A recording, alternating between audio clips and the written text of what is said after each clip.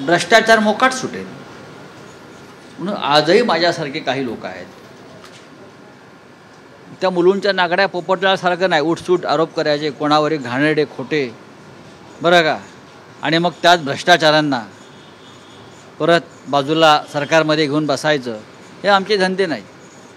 आमच्यासमोर माहिती आली की मीरा भाईंदरमधले एक शौचालय घोटाळा झालेला आहे मीरा भाईंदर महानगरपालिकेच्या हद्दीत। त्या संदर्भात मीरा भाईंदर महानगरपालिकेच्या अहवालामध्ये काही ठपका ठेवलेला आहे। मीरा भाईंदर महानगरपालिकेतले तेव्हाचे विरोधी पक्षनेते प्रवीण पाटील त्यांनी त्या संदर्भात तेव्हाच्या मुख्यमंत्र्यांना, पोलीस आयुक्तांना एक पत्र लिहिलं आहे पुराव्यासह।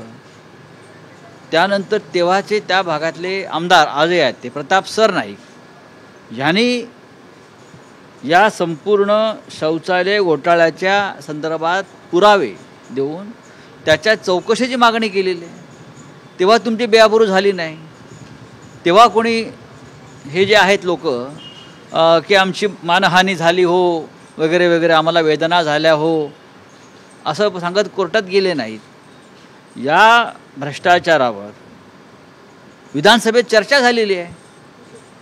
विधानसभेत चर्चा झाल्यावर विधानसभेत त्याच्या संदर्भात कारवाईचे आणि चौकशीचे आदेश दिलेले आहेत।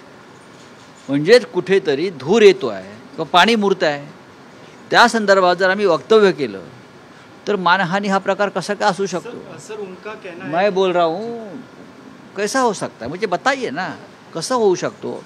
म्हणजे अशा तऱ्हेने आमचा हा गळा दाबण्याचा प्रयत्नच आहे प्रत्येकाचा।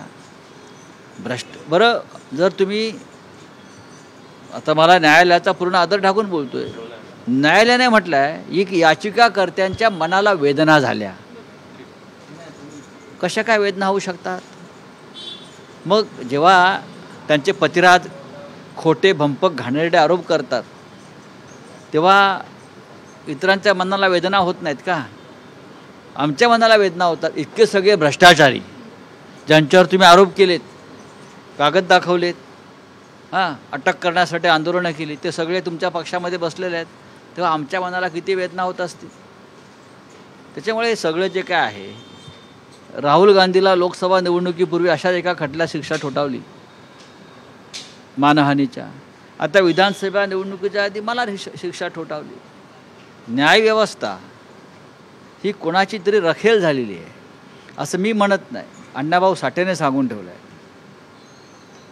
आणि न्यायव्यवस्था ही दबावाखाली आहे।